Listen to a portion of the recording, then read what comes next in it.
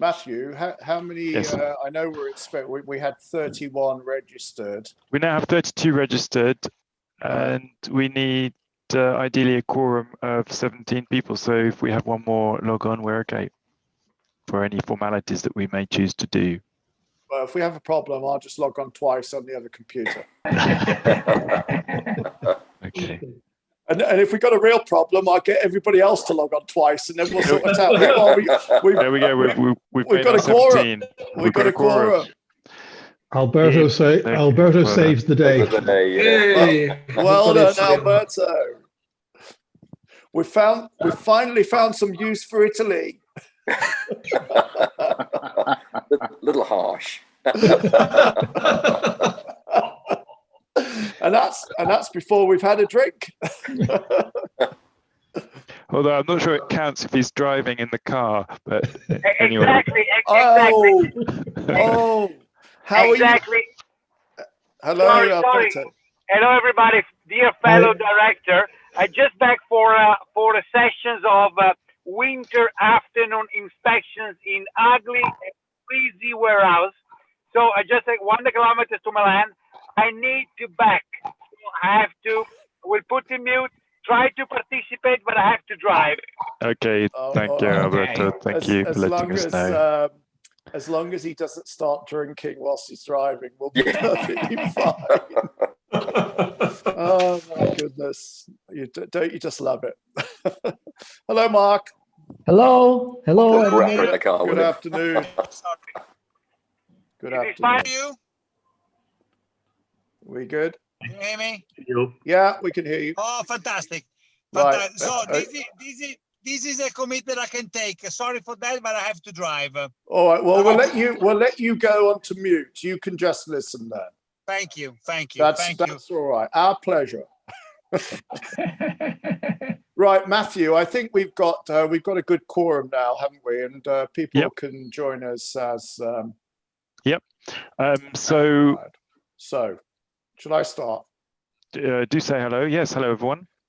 Right. Okay. Well, let me start. And so, first of all, good evening, everybody, and welcome to the AGM of the European Regional Chapter of SIOR.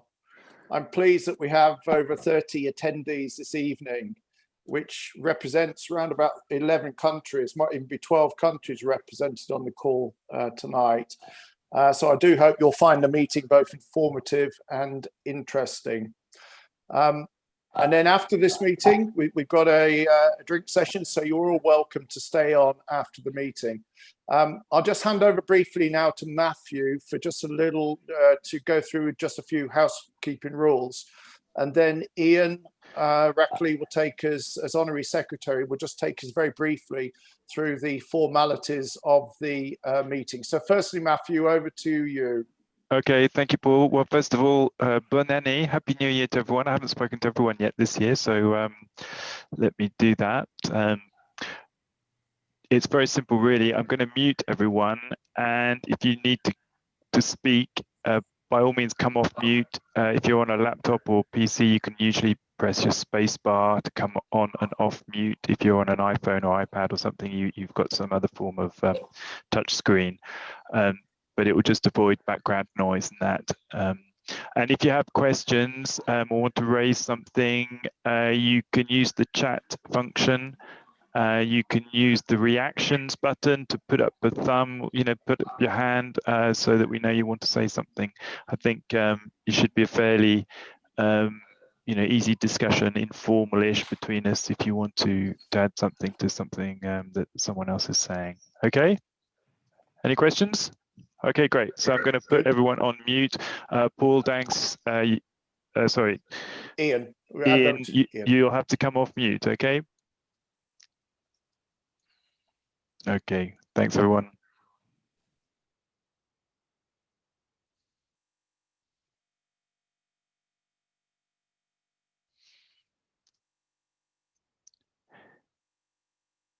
Ian Rackley, you have to come off mute. Is that better? That's much better. Yes. Yeah. Well, thanks for listening. Thanks for listening. The sign language one comes later. So the AGM has been held under Clause 10 of the bylaws. Previously, Matthew's just highlighted the fact that the meeting is quorate, requiring 50% of those who registered for the event. The event was called under, or the membership was notified under a letter of the 18th of November, it was issued by my SIOR. That contained details of this Zoom link together with the minutes of the previous AGM, which was held in January of 2020. As far as apologies are concerned, we have apologies from Michael De Nicola and Claudio Cicero. I think now I would like to have the minutes which have been previously circulated put before the meeting and approved. Can I have someone move the motion to approve the meeting of the AGM of the 31st of January 2020? Yes, I move Thank to you. approve the minutes. Thank you. And I'd like to put therefore that to a vote of the meeting. Those in favor of accepting it, either signify with thumbs up, signify with a yes, signify somehow, and Matthew will pick that up. Yes. Yes. Okay, I think that's unanimous. Thank you very much. That's the end of the the formal part of the meeting in terms of reviewing what's just happened. I'd like to hand the meeting now over to the chapter president, Paul Danks, who will take us through the next part of the agenda. Paul, over to you.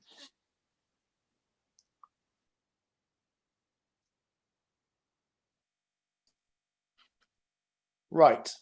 You can all hear me? Say yes, say aye. Aye. Thank you.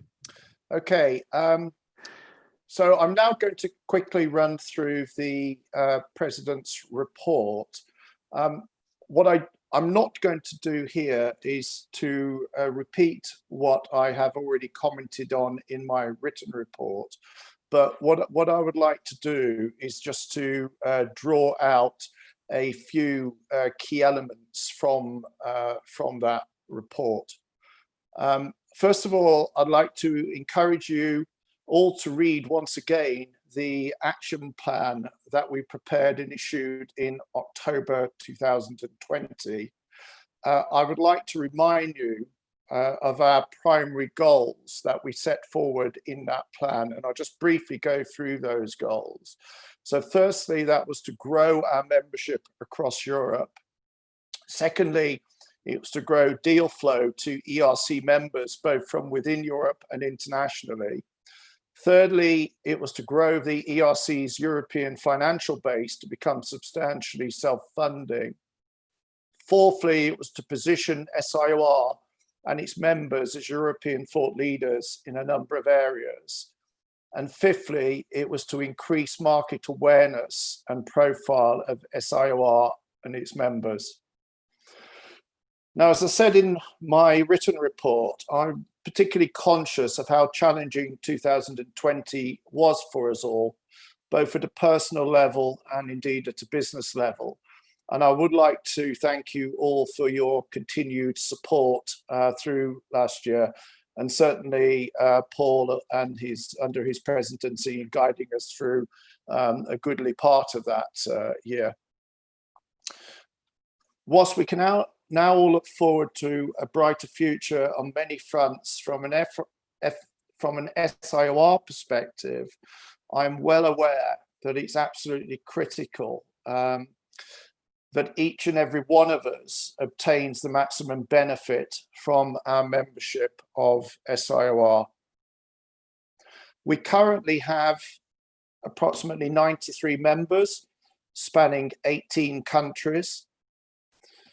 Importantly, 76% of our members are from independent companies and or networks, and 16% of our members are from large global firms. The residual of our membership being company affiliate members. 48% of our members are based in the UK and Ireland, but we are a European organisation. I therefore wish to ensure that we behave and we speak and we develop as a European organization.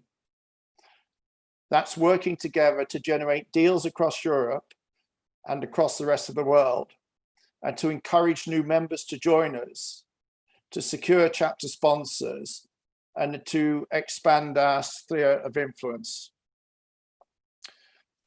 As a general observation, and I have to say I'm indebted to Michael Payne for his most recent observation on this earlier this morning today, a cursory observation of those attending SIOR events is likely to lead to the observation, or lead the observer to the conclusion, that the Society's membership demographic is predominantly white, male, and over 45. And I do apologize for that. It's quite clear that unless the diversity and age demographics are addressed to attract new members, the association's membership numbers, subscription revenues, etc., will inevitably decline over the next 5 to 10 years as long-standing members retire. If SIOR is to have a long-term future, then it must recognize the changing demographics in the property industry and therefore appeal to a younger, more diverse audience in order to ensure the continuity of the organization. And thank you, Michael, for those observations. Unfortunately, whilst I'm extremely grateful to you all for your continued membership of SIOR, again, if we are to be successful as an association and to deliver real value to each and every one of you, it's simply not acceptable for the burden and running and developing both the association and the value delivered through the membership of the association, financial or otherwise, to remain concentrated in the hands of so few of the members who are currently putting in a lot of time at the moment, individually putting in a lot of time for the benefit of the organization.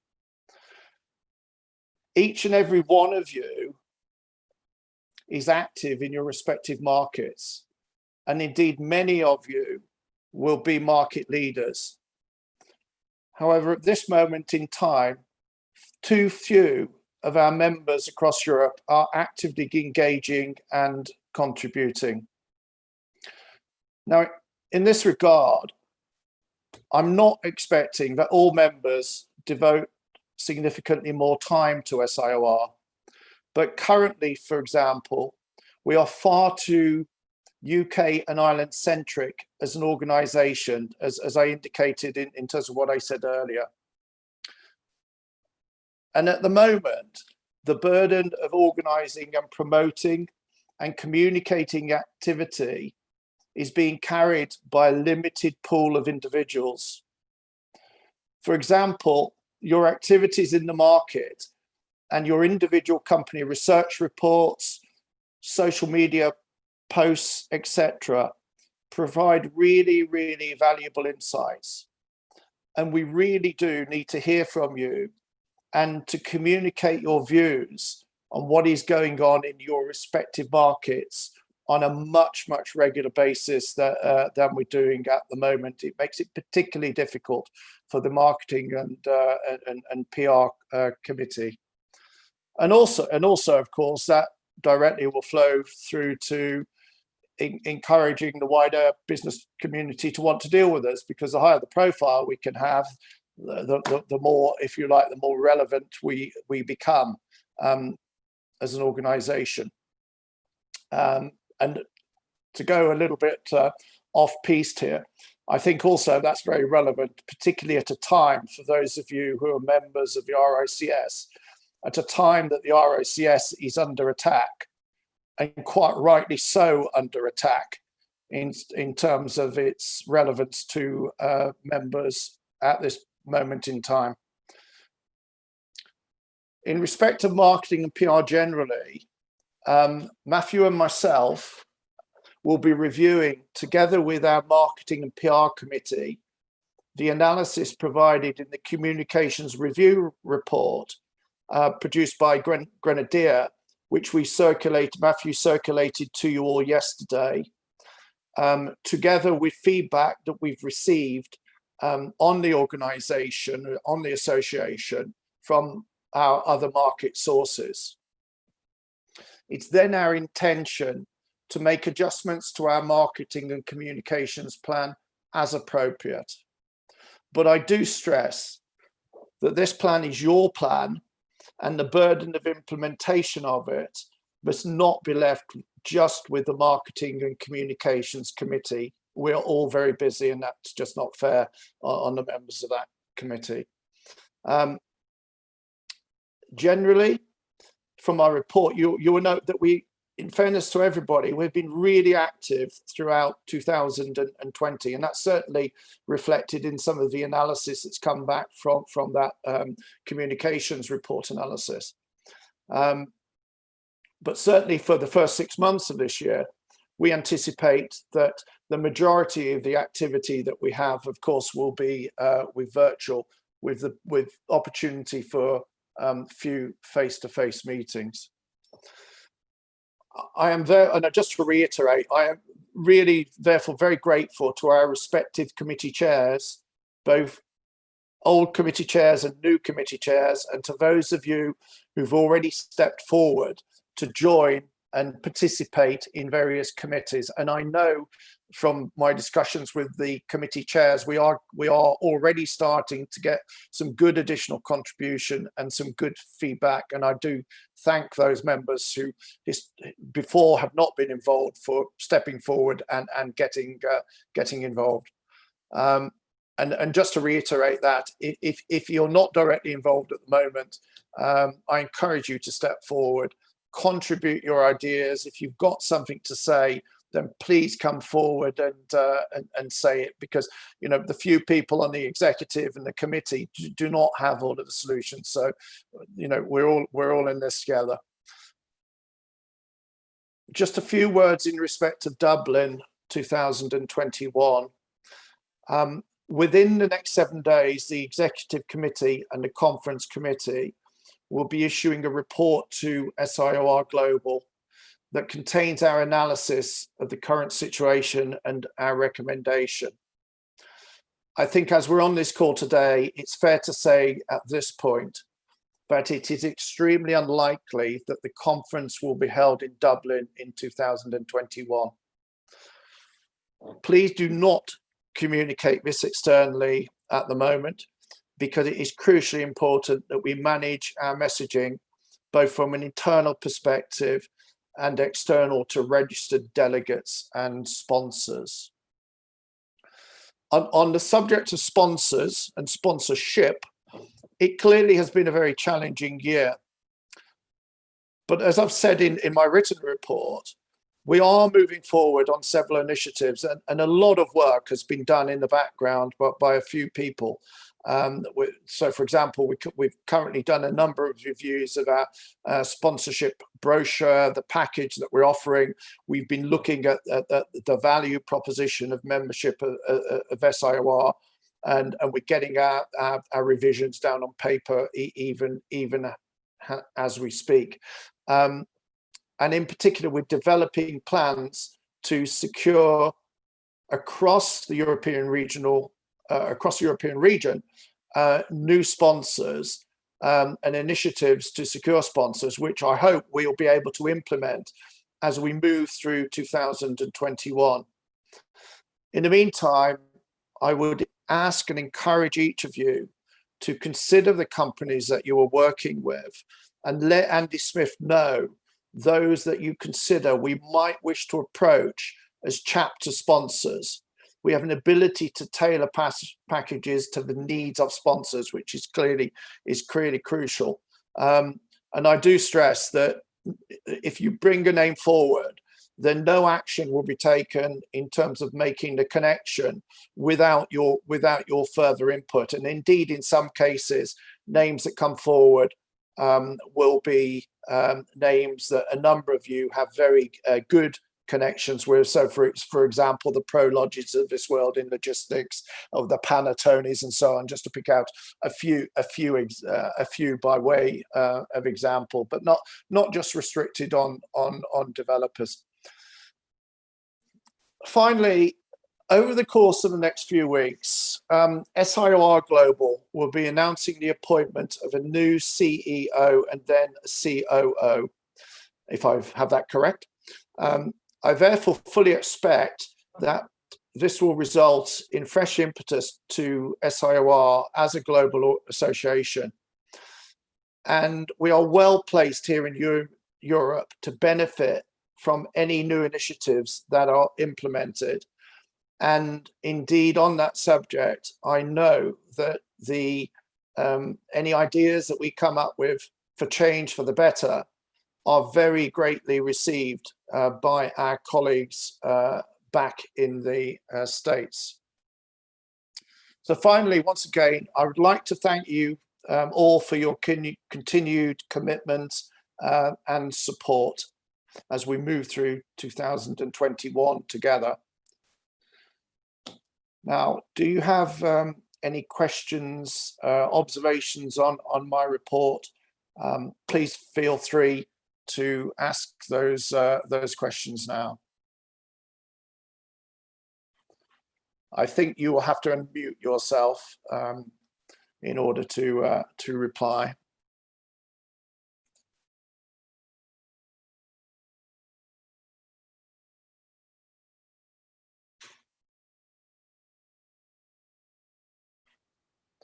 Matthew? Cool. Matthew? Cool. Right. I didn't pick up any questions there. No one has asked any questions. Last call for questions. Okay. Otherwise... Well, we can pick up later if anybody has anything to add. So at that point, what I'd like to do, sorry, before we move on, let me just add, if it goes without saying that if anything occurs to you, observations on anything I've just said or put in my report, don't hesitate to give me a ring or just drop me a short note. Please do that. Now with that, I was just going to add, obviously we can discuss things more informally at the end of this official part of the meeting as well, if people want to. Indeed we can. Okay, so I'd like to hand over now to Andy for the Treasurer's report. Thanks, Paul. Evening, everyone. So I'll just do a quick summary of where we are, I guess, financially as a chapter. You might have seen the that I had, so I won't maybe go in line by line, but basically just give you a summary. We've got sort of three specific areas that we cover. We have the chapter company, which is based in London, SIOR Europe Limited, where most of the chapter dues and costs go through. We have the conference company based in Dublin, which is set up specifically for European conferences to protect the chapter. And then we have what we call SIOR Global Funds, which are funneled through the chapter, but obviously funded by HQ to do general promotion beyond the chapter, but as globally. So the chapter level, obviously our main income is through the chapter dues, which is about $220 that we've kept the same level now for the last couple of years, which gives us about $20,000 of income. We've got about 12,000 basically on balance at the moment. We changed the main account last year to TransferWise. That's worked out quite well. So we will give up the Barclays account that we had previously. I've just been slightly reluctant to give it up, having spent all the hassle is setting up these bank accounts, but that is working quite well with TransferWise and saved us quite a lot of fees, to be honest, about $300, $400. We have a tax return and end of year accounts to do for year ending October. So they are in the process of being drafted, but we're not expecting any real tax liability this year to come. If it does, it will be fairly nominal. For the European Conferences company, we've got around about 50,000 euros in that account, which has largely come from obviously the registrations. We've had quite a year managing that with a postponement from last year, and we've been fortunate enough that most of the sponsors have not asked for refunds, and particularly not the major sponsors. So that has been a relief. We have some deposits held with the hotel and one of our organisers. There is a partial that's coming back from Maloney and Kelly, but we have a plan to obviously manage that, as Paul mentioned in the communication earlier, and we have also backing from HQ if need to as well, if that should involve us having to give out more than what's coming in. But I think we're in a fairly comfortable position at the moment on that. Again, we have a tax return to do, year ending October, and despite the fact we've got a lot of reasonable amount of cash in there, the cost obviously have not come out, so all of that is deferred income until the actual event, so we won't be incurring any tax liability on that. And the final bit is obviously the global bit, which we do quite well out of the chapter. You know, really, we probably get a disproportionate amount of help, fortunately, from HQ. The Canadian chapter and the Mexican chapter both are a bit more sustainable in terms of funding than ourselves, which is where we really want to be getting to, which is the main, which is the end point really that we started talking about in terms of sponsorship. You know, to if we get a 5,000 euro sponsorship, that's equivalent of almost 25 new members. And so getting a 5,000 euro sponsorship is easier than getting 25 new members. So that is where we really want to try and push on with, if we can, this year.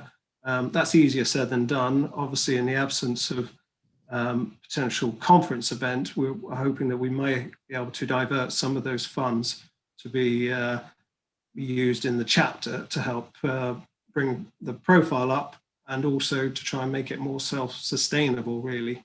But I'm very thankful for Matthew's efforts. He certainly made my job a bit easier in the last 12 months, and putting all the detail together on that, because it is a little bit trickier nowadays with 3 different sources of funding as in companies. And but generally we are good at the moment, but just want to try and increase effectively the non-dues revenue. That's me. Thank you. Any questions?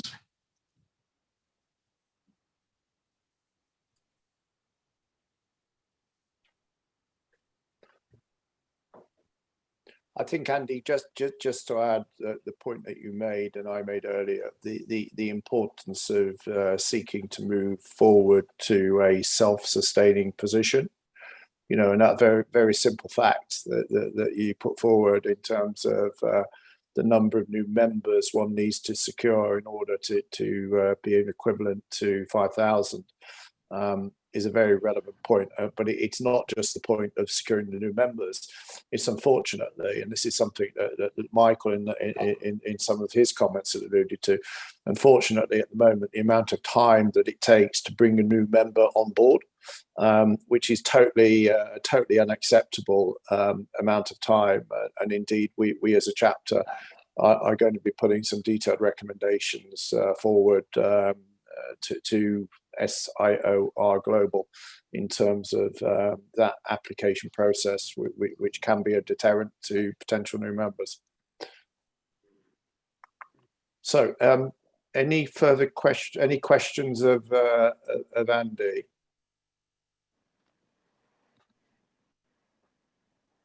No? Okay, well, thank you. Thank you, Andy, for your report. we've now more or less coming towards the end of the formal part of the agenda, and unless I'm missing anything, which I'm not, we're moving on to any other business. Yeah. So, Ian, did you have any notification of any other business from the notices that we sent out? As part of the notice which was issued in November, there was a request to members to put before this meeting any questions they might have. No questions, no responses were received by the cutoff date, and no responses were received after that. So there are no further questions. Okay. So from my point of view, as the Honorary Secretary, that is the end of the formal part of this meeting. So let's let the informal part start immediately. Hooray! okay. Can I just before we finish, can I just particularly just go back to a comment that Andy made? Can I for particularly, this applies to Matthew, and it also applies to the committee chairs, although I know a number of you are also involved on committees. But as I said earlier, as you appreciate, there's a lot of work. I mean, I sort of had an idea of how much work went on behind the scenes, but my goodness, there is a lot of work that does go on.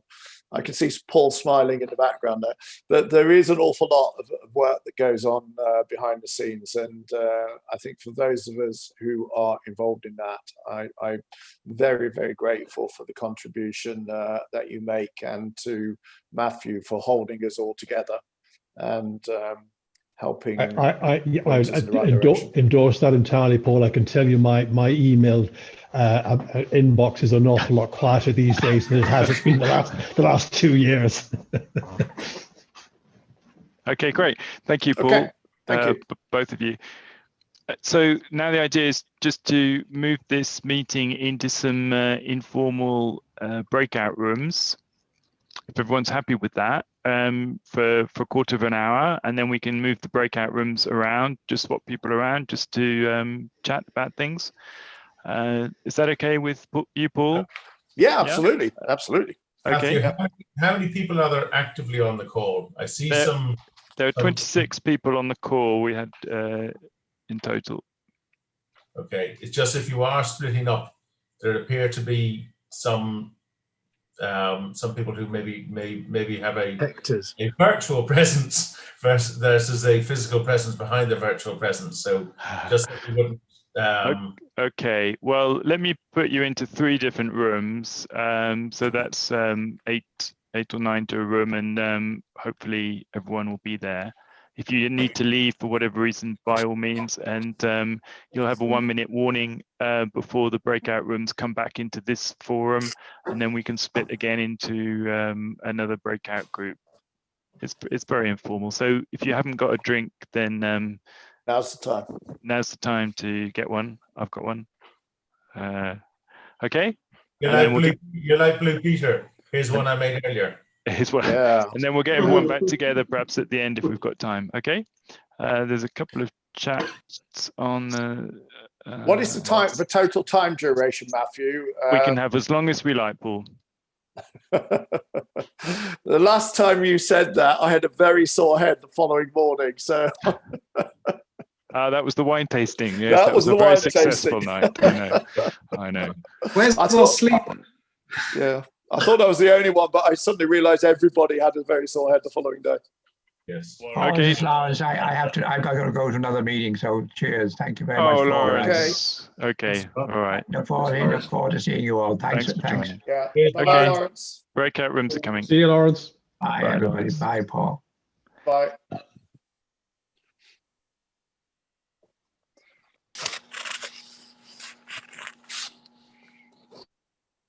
Room 2.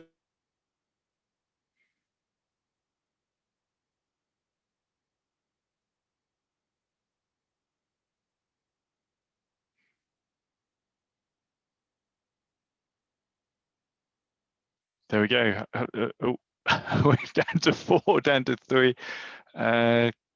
Then Claudio.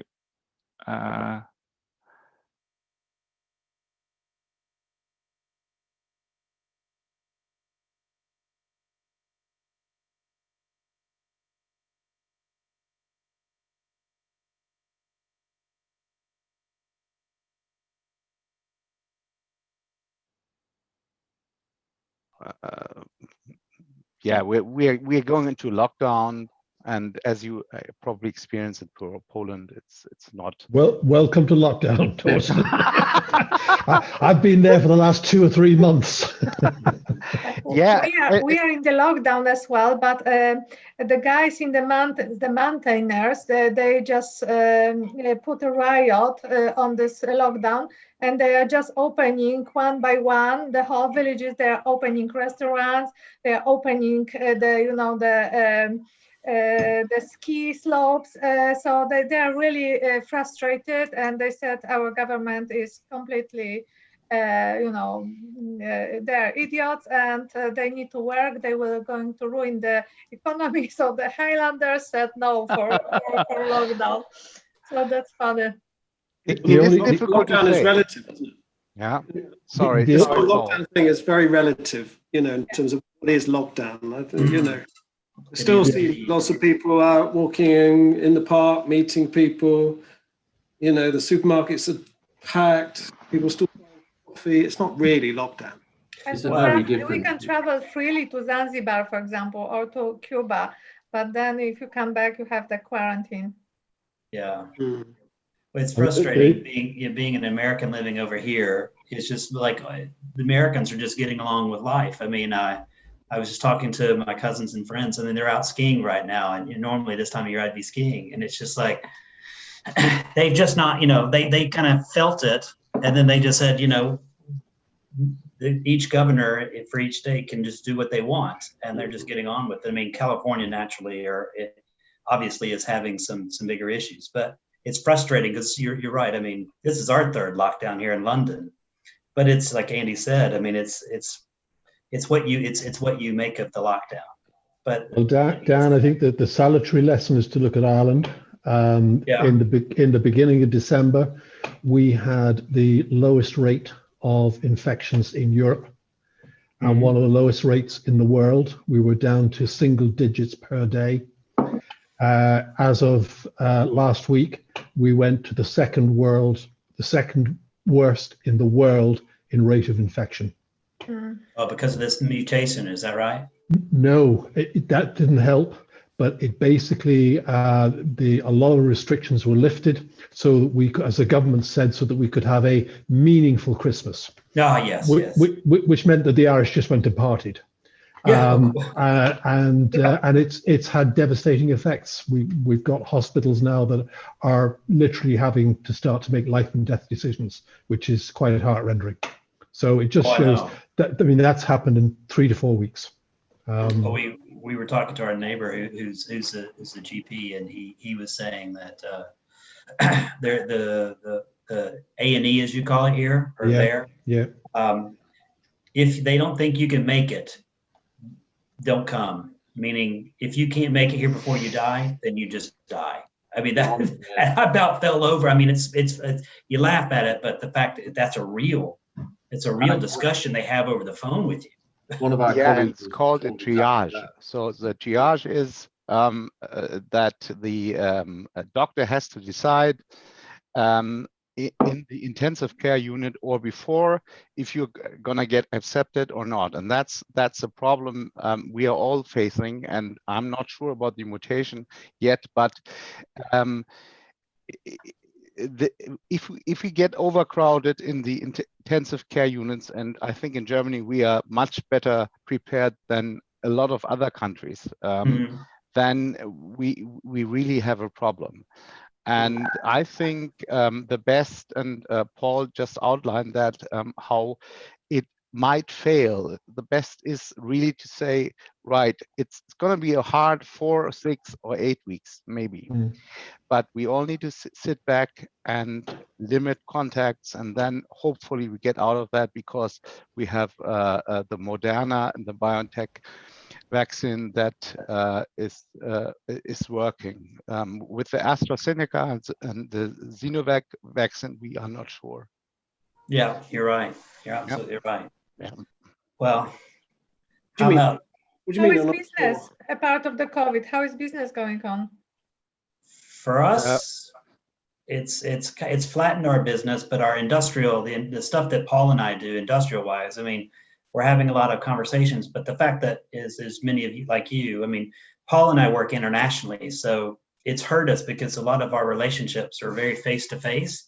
Yes. And a lot of those people that we deal with on a regular basis have kind of pulled back and said, we're just dealing with the immediate issues and there's nothing really, growth-wise.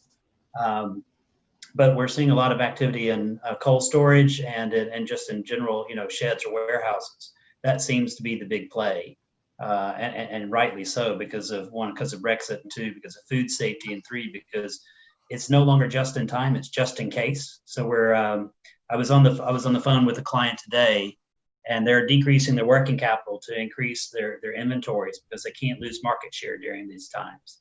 So I thought that was a very interesting comment that he made. They're going to shrink their working capital by 8%. That's a big number for them.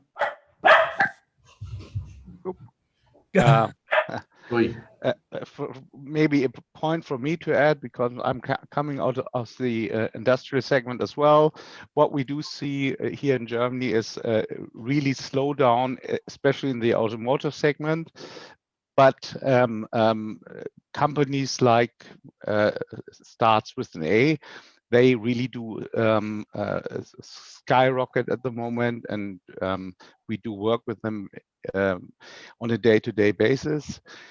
But looking forward, I would see that we are getting into a very deep recession, and we will have problems in the logistics sector also. But that's only for leasing. Selling, that's a completely different story. Well, here's a number now. Ireland's GDP grew by 3% last year. How about that?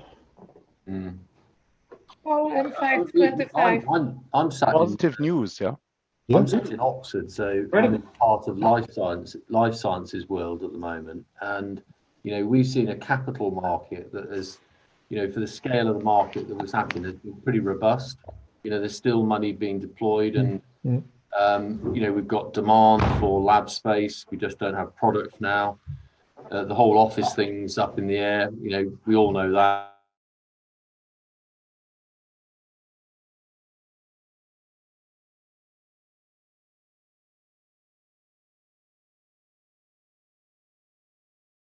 Service to ESG issues, it might make them sit up and take notice, because they won't want the bad publicity, because they'll lose market share in whatever market they're operating in. But I think it's going to take time for ESG to I think have a full impact on real estate, but I think it's coming.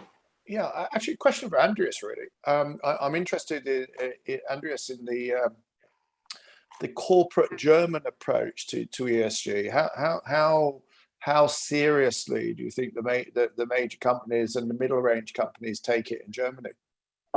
So for the bigger companies, they definitely take it serious, because they just can't step out of this if every other big corporation is following on that. But the impact is not that much foreseeable right now in the marketplace. But I'm pretty sure that this will come definitely in a much stronger way within the next 2 years. The mid-sized companies, they obviously have difficulties to follow on that, and the smaller ones probably will take the longest time to really get into this arena.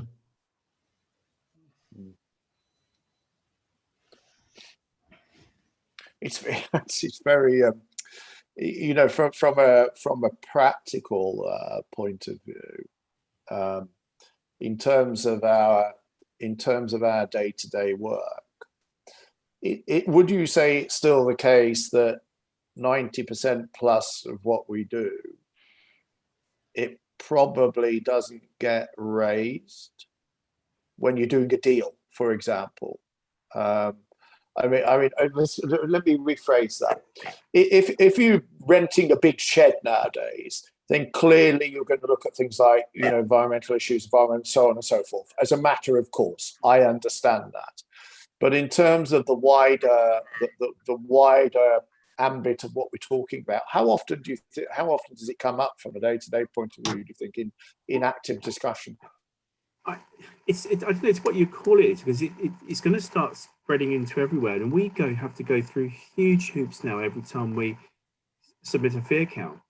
you know, the anti-money laundering, where's that money coming from, know your clients, all these checks. So, you know, there is actually a disbenefit from dealing with businesses who, you know, certainly if you were perhaps dealing with a Middle Eastern business where you couldn't actually identify where that money's coming from, it's going to become more and more difficult to do business with them, because you've got not only your own accounts department, we've got the Inland Revenue in the UK looking over your shoulder. So we're sort of, and I know that it's not part of ESG, but it's sort of feeding into a lot of it. A lot of those requirements, it's becoming more and more difficult. So it's going to push you away from businesses which are not perhaps as compliant or perhaps as transparent as is ideal. So I'm not sure that's an answer for you, Paul, but I'm just sort of seeing that on a day-by-day basis. Every time we set up a job number for a new business, we have to go through some quite substantial hoops to make sure that business is running fairly. And it's getting to the point where we're now being asked to do some assessments on tenants that we're acting against if they're taking a building. And now that's going to start becoming, if that's really going to be what's required, if you have to do a KSI or sort of know your client assessment on a tenant who's taking a building for you for, I don't know, 10,000 square foot shed in Park Royal, that's going to start becoming quite difficult who you can let stuff to. And if you've got an M&G or an LNG, one of the big pension funds are behind you, they're going to be saying, well, we're not going to let that building to that party because. We have this market here, the Property Services Regulatory Authority. It's just as a matter of law, we have to have an agreement before we take an instruction from either to acquire or to sell or on behalf of, or to lease or to take space. And it has, you know, you have to have, as the Americans would call, a warm body. So you have to have someone, the Americans are great. I like that one.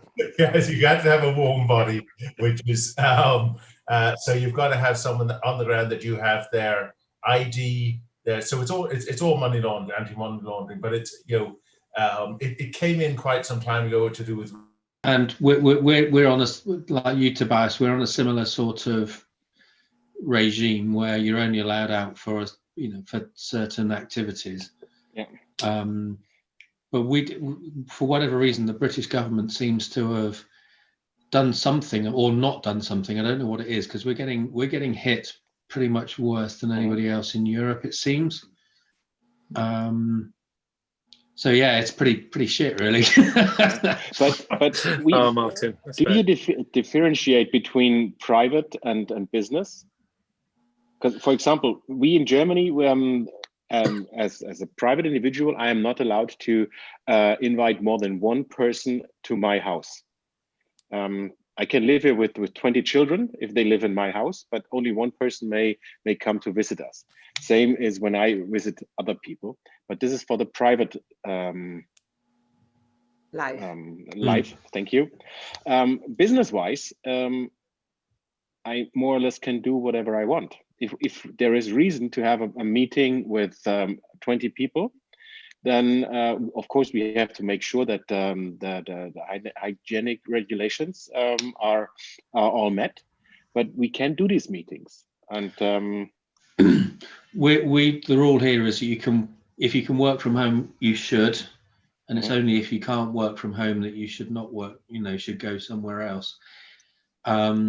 I don't know, Ian, what do you reckon, or Freddie? Don't there many meetings being held face to face? I think it's next to none. None, zero. Yeah, I've not done I've done the odd inspection of a building. I've done a drive around where I've driven around on my own, but here you can have nobody in your house. What's new? Yeah, good point. Well made, actually. Fair cop. Yeah, so you can't have anybody in your house. You can only meet one person outside of your household. It's not like, you know, France or wherever where you had to have a sort of a signed form to leave your house kind of thing. Oh, don't tell me about that. That's I was going to say, ridiculous. You don't need that anymore, do you? The signed form now. Yes, we There's do. A curfew, right? There's a curfew, but if we want to go out during the curfew, which is from 6 p.m., so I can't go out now, for example, then I need to have my signed certificate that I self-sign, Anyway, I'm only allowed out if I'm going out with the dog or going to the chemist or, there's various reasons, but, it's just ridiculous. Anyway, we have the same, but after 10 o'clock in the night. Okay. The curfew at 10, Italy, right? This is Italy, yeah. So we have the same lockdown. This is the third one, but in comparison to the other one, it's much lighter, let's say. So we are asked to stay home, but we can go to work because otherwise they should pay all companies, and this is quite expensive. So they allow us to work, and there is homeschooling, shops are closed, and restaurants as well. I mean, more or less all over Europe is the same, but our numbers are now really decreasing. So it's a very good sign. Okay.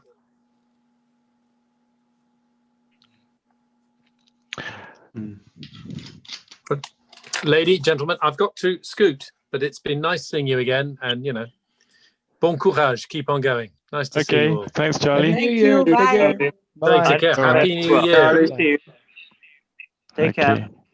Charlie. Yeah. I'll put everyone back into the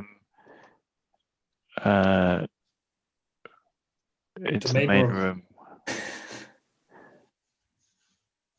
You're the wizard, Matthew. Yeah, well, let's see if it works. I don't know. Yeah, I'm always amazed that these kind of things work. If I tried it, it would be totally disastrous. Well, you see, I let Zoom decide on who was going into which breakout room, which is great. But then I can move people around and I can swap, hop between rooms. Now everyone's going to go back into the same room. But then if I do an automatic thing, I don't know where you're going to end up. We'll see. Anyway, we'll see. It's like chess. You don't know who's going to win, though. Nobody wins. Yeah, exactly. Yeah, exactly. But there's still a lot of people online, so that's good. Okay. So just to understand, Mike, you are from Greece? I'm from Greece, yes. Okay. Martin, UK? Yeah. James, Ireland? Yes. And Frederick? Frederick's based in the UK, but he's actually in Belgium at the moment because I don't know, he's Belgian. Okay. No, I'm based in the UK, but I'm in lockdown in Belgium in the countryside, so it's a bit more pleasant than London. How's the situation in Belgium? Is that also not so good? It's getting better actually. It's not a hard lockdown. Everything is open except obviously the restaurants and bars. Schools are functioning. I mean, there's a curfew at 10, 10 to 6, but cases are quite low now, and we have, so it's not too bad. But it's going to be don't expect anything to soften, let's say, until Easter. To be honest, nothing is really going to happen. Okay. Yeah, we have another number, which is the number of cases, positive cases within all the people who has been tested, and this is really decreasing.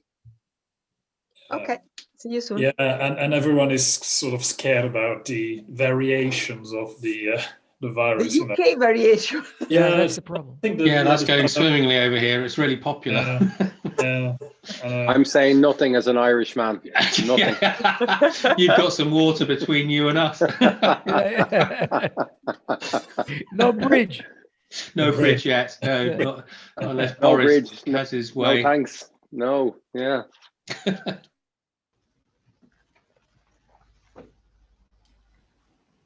There we are again. And we're all back in now. We're back. We're back. Welcome back, everyone. That worked well, didn't it? So there's still 17 of us on the call. Very good. Would you like to stay 17 in one room, or would you like to be split up again? Who's in charge? Let's split, Matthew. I think it's a good idea. It's a good idea. Okay, all right. Well, listen, I'm going to do it again, and How do you do it? Is it a lottery or how do you do it? It's a bit of a lottery. It's a bit like speed dating or something. This, Yeah, isn't it? exactly. It's a magician. Andreas was in mid-flight when he got cut off at the knees earlier. So Yeah, but I don't like the majority balance here. Right. Okay. Well, listen, I'm just going to do 2 breakout rooms, and I can swap you around if you're seeing the same people again. Okay. So If you do it 3 more times, none of them will be left. who knows? I have no idea. That's But a good comment, as long as Hey, you hold on a minute. We're gaining people. We've gained Mr. Loveridge, look. I've just noticed. Oh yeah, he's been here all the time. Oh, has he? Oh, right. He's been lurking in the background, as is his way. No, I haven't. I've been there in plain sight. True, he's been there. Okay, all right. I'm going to open the 2 more rooms, and I'm going to hop between the 2. Okay, James, right. come on. James has obviously got out of his pajamas. Come on to video. I've just got out of bed. Yeah, Angel, get out of your pajamas.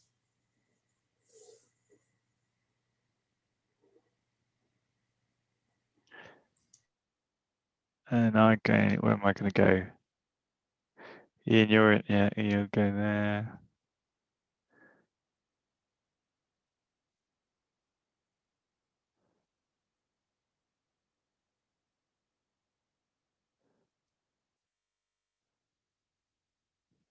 Is mainly empty, and there was only me here. And I can confirm he was in a dreadful state the next morning. I was not in a good way. Oh, you're back on the wine tasting, are you? Yes. Yeah. That will go down as a legend, Matthew. But I had the same experience, Paul. So you're not alone. Oh, good. Well, I hope you all benefited from the reduced prices and ordered some wine from those guys, from the family. I ordered about 80 bottles. So An entire week's worth. That's right. Yes. I had great intentions to do it, and I didn't do it. But I must say I have, despite my valiant efforts during COVID, I still seem to have problems of finding more and more storage for more and more wine against. Oh, well, I'm sure you could still place an order if you want to. There's nothing in it for me, but it's just to help those guys along. No, absolutely, and I would, and they were very good, and I must say the wines by and large were very pleasant. And I couldn't get anyone else. I couldn't tempt anyone at home to the hogs, wild boar, terrine, and stuff like that. Oh, really? No, they were really good. Yeah, I thought they were good. I have to say, gents, and ladies, and everyone on this call, that my abiding memory of that evening was the killer question that Paul Danks posed to the host, and I was on the edge of my chair waiting for this question, this technical question about growing wine in this most beautiful part of France, and the killer question that came out of the mouth of Paul Danks, our esteemed president, was, "Oi, how'd you get the lid off the jar?" Yeah, but the only embarrassing thing about that, Michael, is I didn't hear that part, so I had to ask it afterwards. It was truly a challenge, though, wasn't it? I consider myself reasonably capable of opening most jars and objects of different things, if not with finesse, certainly with brute force and ignorance. And I was saying, but we won't be caught out again, will we? It's quite new. We definitely will not be caught out again. But it's one of those occasions. I'm trying to find something to actually hold, but it's one of those occasions where you pick it up, whatever it was, and you go like this with it, and then you go like that with it, and you go like that, and you're looking at it, and then you put it down because you know you're a blithering idiot and you should be able to open it. What you should have done, Paul, is have a look at it with the magnifying glass you were just playing with. Yeah, yeah, I don't. Yes, you spotted that. I think you've seen that before, Martin. I could have done. I think we should definitely have another one of those events. I thought it was very good, and it really got was an icebreaker, wasn't it? Everybody was engaging in conversation. Perhaps a little too much after the third bottle of wine. Actually, it's good. Maybe a summer wines as we go into the spring, Matthew. You know, rosés and such like. The rosé was good actually. I drank the rosé the other day, not on my own, but. Myself and Tobias were chatting the other day, so we have a slightly different proposal for the group, Mr. President. Yes. Yeah. Is that while there is only one flavour of Guinness, it does St. Patrick's Day does allow us the opportunity to drink some Guinness, and then the Oktoberfest in later in the year allows us to drink some fine German beer. So. Let's not give all the fun to the French wines. We can share it around. And modern Guinness in a can is not too bad now, actually, is it? It's not like the real thing, but the Guinness with the little widget things in is okay. You know, Martin, they ran out of those, and there was a serious problem during COVID. They didn't get the widgets which are made in China, obviously, and they weren't getting them. Guinness was under serious pressure because it was a perfect storm, because so many people all the pubs were closed. The people wanted to drink their Guinness, draft style Guinness at home, and yet they ran out of widgets in Guinnesses. So there was a run on the draft cans of Guinness. I know there was a slight panic from the younger generation of my house about it at one stage. Having said that, they're of an age that they drink petrol, so it doesn't really matter. I think that was. So here's a COVID comparison then. When we had a rush on things, it was toilet roll. When you had a rush on things, it was Guinness. Who the hell's got it right there then? You can't have one without the other, Martin. Well, that's a very good point. And yeah, that's a good follow on. Yeah. Really, I better lack of toilet paper instead of Guinness in my house. James, the problem I have with your suggestion is that between March and October, there's about 6 months, 7 months. So we can still do a French wine or Italian wine. Maybe Raphael, you have some ideas. Wine, that was good. There's some good stuff out there of English sparkling wine. Yeah, there you go. Okay, well, if you've got contacts with any vineyards, then we're more than welcome. We're open.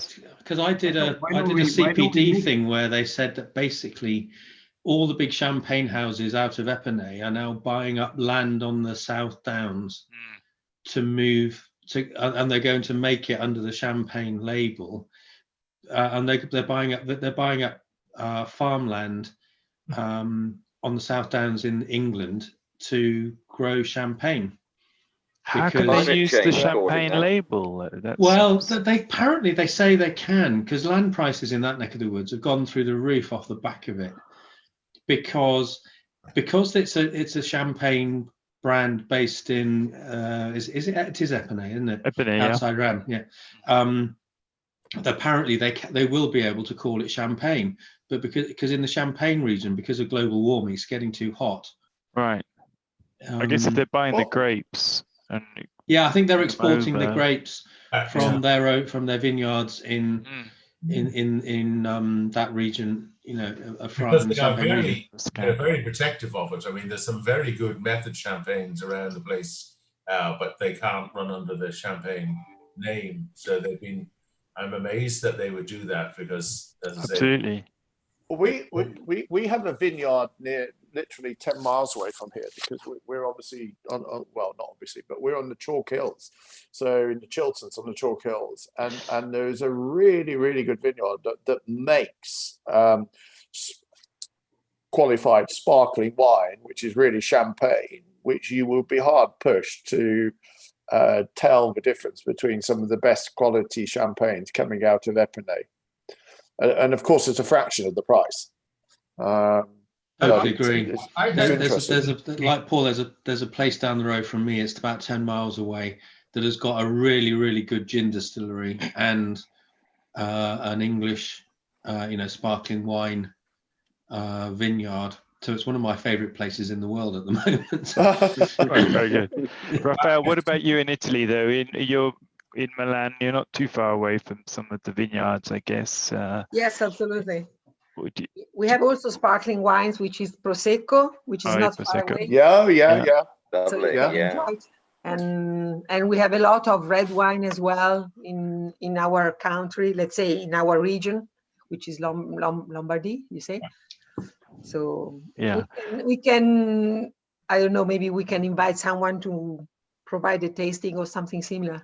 yes, because what we did, you might have seen the emails. I mean, sorry, Raphael, because you haven't been introduced properly. Because it says Claudia on your. Yeah, I know. I'm not Claudio. I'm not Claudio. And you're not. I was getting very confused. Yeah, so was I. I was too polite to ask. Don't worry. I confess, I asked. All right. Yeah, I've got phones here going message, emails, and everything else. People asking me different things. So yeah, so Claudio is a new member last year from Milan, and he's part of the NAI group. And Raphael is one of the brokers that works with Claudio. And unfortunately, Claudio was unable to join the meeting at the last minute because of another commitment. Then Raphael emailed me and asked if she could be participate in the meeting as a guest, as an observer on behalf of Claudio, and as a potential member as well. Raphael, because you spoke to me about joining SIOR. So we're very pleased to have you with us, and thank you for joining. And yeah, so you're in Milan. That's right. Yeah, we are based in Milan. Yeah. How is Milan at the moment? Because the last few years I've been doing lots of trips backwards and forwards to Milan, and really missing not going there. Is it really quiet in the city centre at the minute? Well, you mean for the lockdown? Yeah. Well, actually, it's getting better. I mean, the first lockdown was very, very hard. Everybody was really at home, and you could only go out with the dog or something similar, just around your house. But now we are going to office, for example. Big companies are still closed, are on home office, and there is homeschooling for the higher classes. I mean, only the children's school and the elementary school are going to school, and the other one are going on with the online schooling. But I would say now it's getting more and more normal. The point is all shops are closed still, but our rates are really decreasing. So it's a good, I think I'm optimistic today. I don't know why, but I think all these measures are working. Mm-hmm. So, and I asked on the earlier part in the meeting room one, how generally are you finding the market, the activity in Italy at the moment? Well, at the moment is really low. There is very few activities. We are mainly focused on letting, corporate clients and letting and sales. And now the residential sector is working well, but not the office sector in this moment is a little bit confused, let's say. They stay, we translate this, at the windows, and they look for what is coming. So this is the point. I mean, big companies are still there, but for example, Google was signing to expand. They already have 10,000 square meters, and they wanted to have further 10,000. And now they stopped everything, for example. And everybody's reducing spaces, but still there is some movement. So the investment is going a little bit better, but I mean, everything is quite low at the moment. Mm-hmm.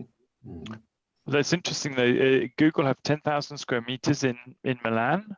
Yes. Yeah, okay, because I just assumed all of their European operations were all in Dublin, but or most of them anyway, but now we have a very big headquarters of many American companies. Okay, so in Germany, there's roughly about 1.5 million square feet of Google space in London. Huge. Right. Gosh, yeah.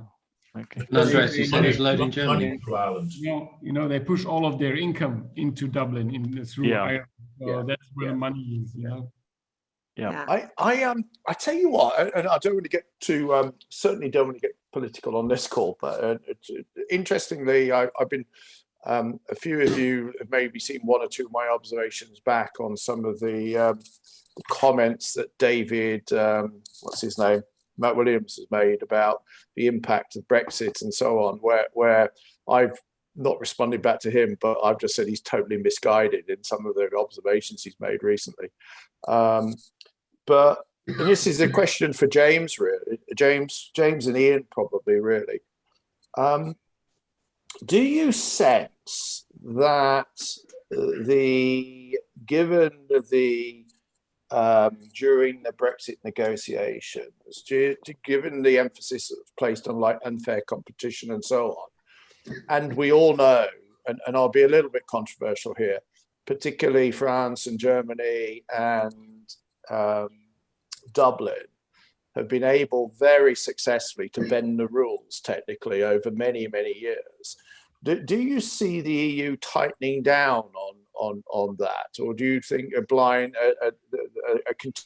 Denmark was the best performing in Europe in terms of handling the coronavirus? We went a bit ballistic over Christmas. The government reduced the restrictions, so I'm afraid the Irish, surprisingly enough, went and partied. And due to that, we are now at one stage last week, our infection rate was actually the worst in the world. So that just shows that's 3 weeks completely moved from there to way out there. So it just shows you. So you're right. Having said that, it's now coming back down quite strongly at the moment. So we are getting back to some sort of better place now. So what's Belgium doing right, Fred? Because the numbers look very low. Not as Greece, they're stable.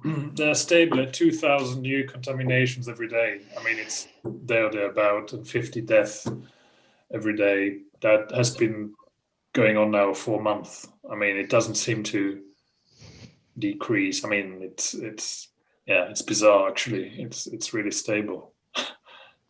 So we are in the objective to be able to be less restricted, which actually only means having hairdressers open and restaurants and bars is having below 750 new cases per day. So it's quite a long way to go still. So yeah, as I said in the previous chat room, I mean, I think nothing is going to change until Easter. I'm pretty sure. I would agree. Yeah. I mean, luckily schools are open, and schools. You've got schools open. Are schools open in Ireland, Paul? No. In actual fact, there's been a lot of controversy in the last sort of week, 10 days, because they're trying to get the schools to reopen for special needs children only. And the teachers' unions are refusing to even open for the special needs, which is, I think, is wrong, very wrong. But there you go. So no, they're closed. Construction is closed. But I think construction will probably open up the end of this month. I think they'll probably go to reopen construction sooner rather than later. But yeah, everything else is pretty shut. Yeah. Yeah. No, they're. I think construction is quite a big spreader, to be honest. Well, they've left construction open here for emergency projects. Things like hospital building, all that sort of stuff is still going ahead. Social housing is going ahead. So there's a bit of construction going ahead, but we've got such a huge housing issue in Ireland at the moment, shortage. I think there's just going to be very strong political pressure to reopen up construction fully. I don't think construction's ever really closed in the UK, has it? Even when the guidance sort of was to, their view was taken that they'd keep going, because I spoke to one construction company. If you don't keep constructing, you haven't got a business. Was their March response? Yeah. But it's interesting over schools, because the public health authority here is saying that schools, as of themselves, are actually very safe places. They're actually safe for children to be in, and there's very, very low record of any contamination infection. But the reason why they've closed them is there's about 1.1 million people moving around because of schools, and effectively that's the yummy mummies having a chat at the school gate is the problem. So it's not the kids in the school, it's what goes on outside the school is the problem. Apparently so. My children, because I don't think schools are the problem, but I do think the fact that the children mix so much. So my daughters are in separate bubbles at school, which is fine, but in 400 children in the school, for 6 hours a day, they're all in bubbles based on their age, And for the other 18 hours of the day, they're all mixing with each other, with their siblings at home. So whilst the infection rate in the school isn't a problem, I think them, as in fairness, I agree with Boris, the fact there could be vectors then for passing infections around in the wider population, I think is an issue, because there's just no point that my two girls sitting there, they go in separate playgrounds, have separate lunch times, everything, but that's only for 6 hours of the day, and the other 18 Monday to Friday they're larking around at home with no barrier, and there's loads of siblings in the school, so the bubble is a bit of a protection for the school, but not for wider society, I suspect. Yeah. Hello, Matthew. Hello. Yeah, I'm here. Join us. I can pop between rooms. I can mix rooms up as well. How does it feel to be so powerful? I was a bit dubious and nervous at first, but now I've got it sorted, so I know exactly what's going on. So if you want to go into, if anyone wants to go into the other room, then you're more than welcome. Just tell me. I can swap you around. I can eject people altogether. If we've had enough of Thorsten, just get rid of it. Not like that we being God. Not that we'd want to do that. Hello, Mike. Anyway. Nice to meet you, Mike. Nice to meet you guys. Yeah, nice to meet you. Yeah. Congratulations on joining again. Thanks. Yeah, good. And thank you for your New Year greetings I got yesterday or the day before. Okay, I was having a problem because they're going to the bin and the spam. So I'm fixing that right now because I had a problem. Okay, so good. It's gonna be covered. All right. Okay, well, I'll bring everyone back together, shall I? And we'll see what happens. Yep. Okay. There's a 1 minute warning. Okay. I'm gonna catch. I'm gonna go make.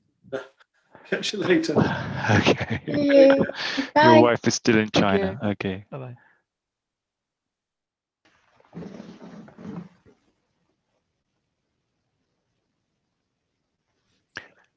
It's a very good system, this breakout room. Works very well. It does, doesn't it? Yeah.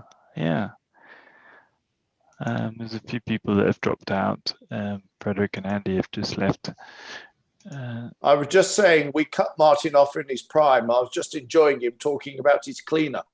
Oh, I apologise. Well, carry on. Martin, start again. Let's hear about your cleaner. No, what we were talking about, and I've got any number of examples of this, is the Polish population generally seems to be incredibly well educated.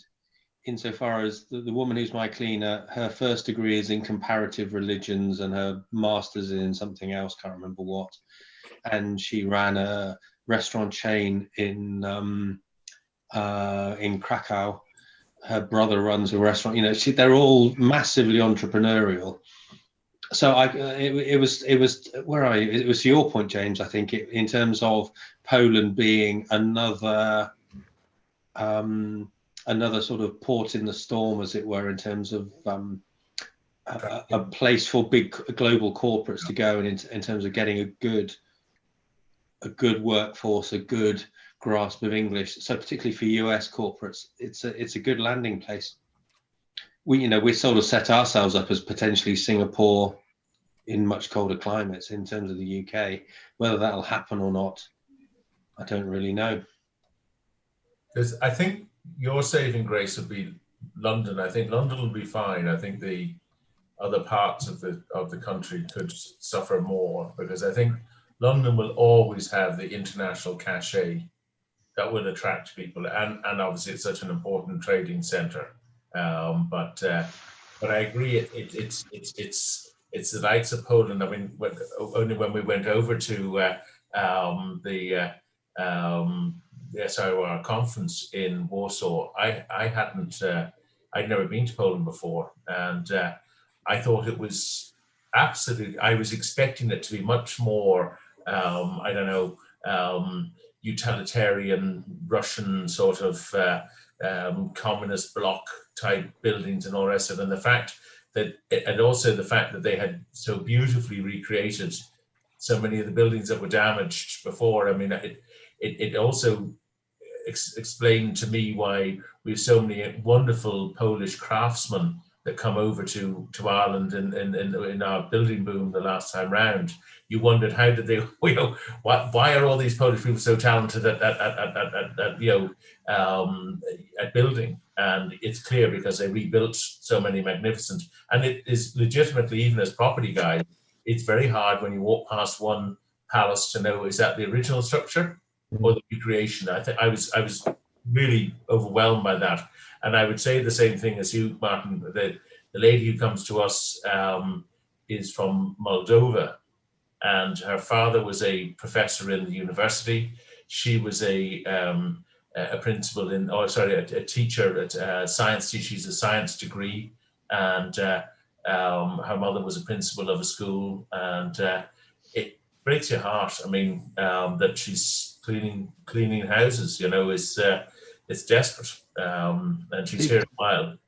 See, Patricia does it as a lifestyle because it works around her kids, and she's she's connected into all kinds of things in Poland. So when she's here, she's spending most of her time talking to people in Poland. Yeah, and it's a pure lifestyle change because she was, when she was living in Krakow. She was a manager of the Krakow Mozart players or something. So she was running an orchestra. She was she owned and ran 6 restaurants. So, she was a real businesswoman. And she's just, because her kids are relatively young, she's just come over here. I don't know when. She's not been coming for that long, but she's just basically just taken a step back so she gets to think about what she wants to think about. And not worry about running a business. That sounds hard to believe, Martin, to be honest. Maybe that's a thing of telling you that it is. I mean, in the case for us, it's, they came over because Moldova now is totally different than Poland. Moldova is jerk poor, and she did it purely to and left her kids with her mother, and to start off here. And Lydia, and has done it to make money that she could send back, and eventually she brought her husband came across, and her kids had come across, and her daughter Michelle is intellectually gifted kid, and super smart, and she wanted to give them a better future as opposed to what they were maybe doing there. So I'd be surprised if someone has been in Poland has been successful. Why would you, with the greatest respect?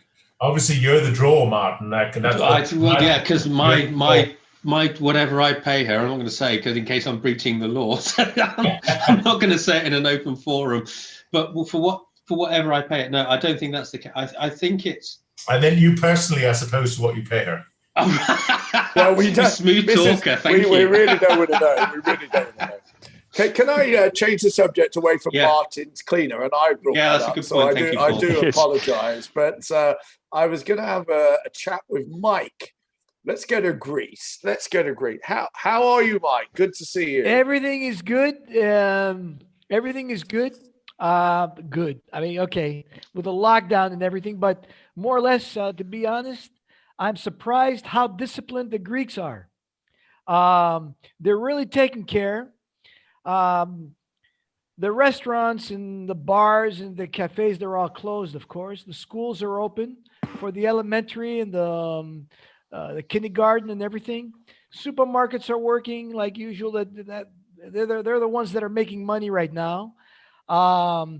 Click away and delivery and door-to-door delivery of goods is really, really busy. All the courier companies are making money.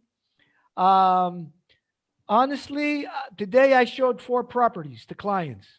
I didn't get stopped at all in the streets. I didn't get stopped at all on the highway or on the roads. They're taking care. We had some issues. We were locked down. Everything is closed up to after 10. You can't go out. I think things will be more or less a little bit normal starting on Monday. They have sales in Athens, and everybody's like waiting in line to go in the store, choose what type of clothing and things they want to buy, and selectively, depending on how big the stores are, people are going in, trying their clothes out and everything, and moving out. Then somebody else moves in. I would say COVID did a lot of business damage to me, of course. I had a couple of deals that were fairly big with the first lockdown and with the first COVID, which crashed because the clients came back after and they proposed 30% down on the price, which it didn't work.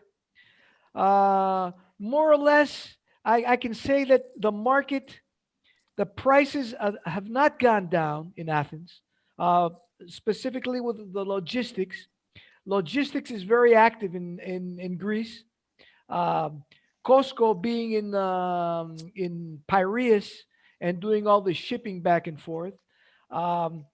These companies are, there's a lot of expansion logistic-wise. We have companies that are developing and looking into industrial land for logistics, because that's where you can do the logistics. They're looking to develop because there's a cap rate, more or less. It used to be like about 10%, the yield on logistics. Now it's gone down because there's a lot of interest. But the major companies that are doing the logistics and distribution and everything, the development companies are looking to buy land, to develop warehousing and logistics, and to rent out to serious companies, companies that are stable and they're importing and moving goods around. Office-wise, there is downsizing, of course. Like, they're downsizing a lot of the companies, the larger international ones. We have a couple of multinationals that are looking for space in Athens. Like you've heard about Microsoft that is planning on moving a lot of their offices big time in Athens. They're still looking. They haven't found the space yet, because they're discussing with various municipalities to give them land use for offices, which in some areas they're not allowed, not in the center of Athens, but in the suburbs, the outer suburbs. So there is activity, more or less. Mostly the business that's been done, the big time business, is by the banks and the funds. They're buying portfolios of properties from the banks, NPLs, a lot of that going around. I would say the smaller properties are moving. Residential, I see, is moving, the smaller ones, but more or less funds and banks and large investors are buying portfolios. That's the market, more or less. Mike, where's the money coming from? Is it local in the country, or external? Okay. From Sweden, there are a lot of funds. There's Irish groups that are looking also. They're investing through the banks with the NPLs. German funds also. Europeans, mostly Europeans. A couple of American companies are moving in funds. Mostly the funds are buying. Mm-hmm. Interesting, Mike, you're saying that I would say the big deals, that's where the money's coming in from. The Greeks are not as active. They're not as competitive. The Chinese have invested a lot in Greece. And believe it or not, the Chinese have given higher prices than the other groups that are buying in Athens, in Greece in general. So you would get a big time negotiation going on with Europeans, and you would have the Chinese come in at the end and give just a little bit more and get the property. I had property like this being sold to Chinese groups that I didn't believe they would buy it, because they're very difficult with negotiation. They would walk out, they'd come back in, they'd renegotiate, they'd come back in and out, and you wouldn't expect the Chinese to buy them, but they come in at the end and they give it a higher price, and they would say, take it or leave it. And they would take it. So that's the money's coming in from abroad, though, the larger properties. Right.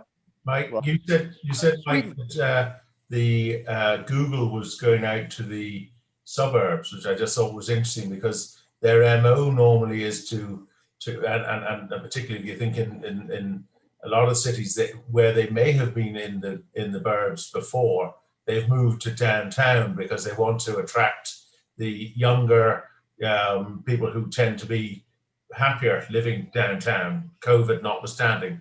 So it's interesting to hear that they're actually looking at suburbs outside Athens rather than actually in.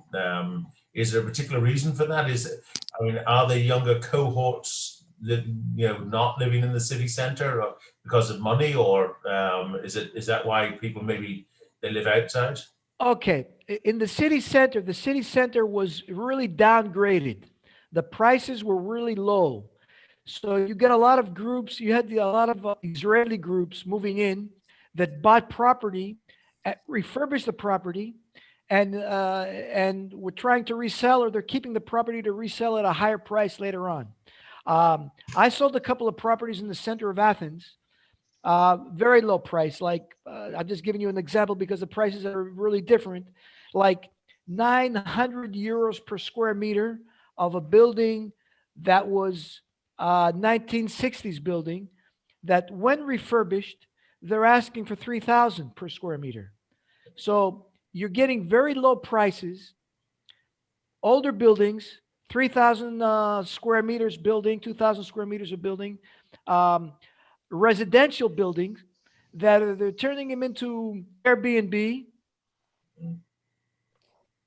or even into offices or even into hotels. A lot of this refurbishing and shifting over of land use, from residential to office, let's say. They've done a lot of that because in order to refurbish a property, you would spend no more than 800 euros to make it top class.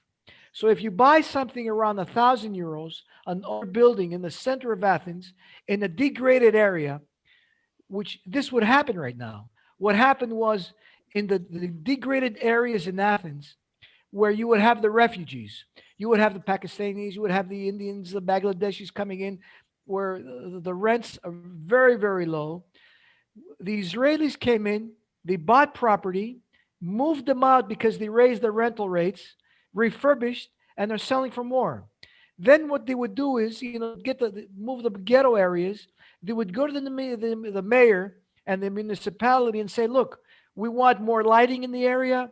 We want more municipality protection, police protection. And they upgraded the center of Athens. Is that not a good thing? Yeah. Not good for the indigenous people who are there, but is that not a good thing to have gentrification of rundown areas? But my question was more, that would all lead to me to think that are there not people looking now to live downtown? I was wondering why Google were thinking of being not in the city centre. Why do they want to be out in the suburbs if all the action is downtown? Ian, if I may add, because we are working with Amazon day to day, and what we are experiencing at this moment, Google, Amazon, what they are doing, they have a so-called hub in the middle where they have conference facilities and spikes, which really applies to the coronavirus, unfortunately. Yeah. So in the future, we believe that we will have a deterioration of the inner city CBDs.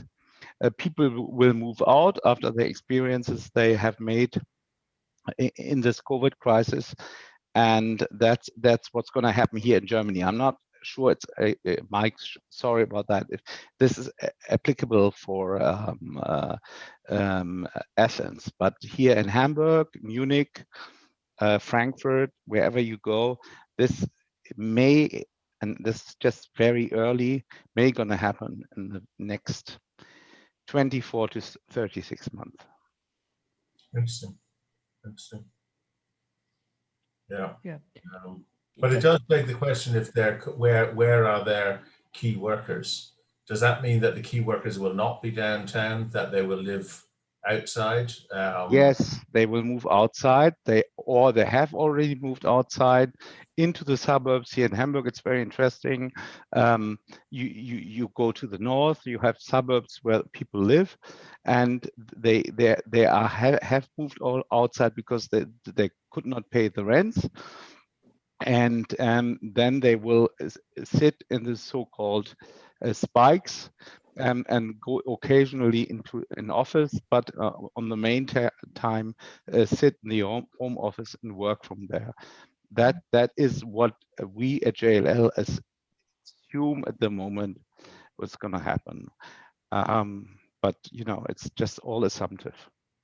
Here, another difference here is that you get the expansion of the metro, which means that you get various areas that you have transportation it's easier to transport.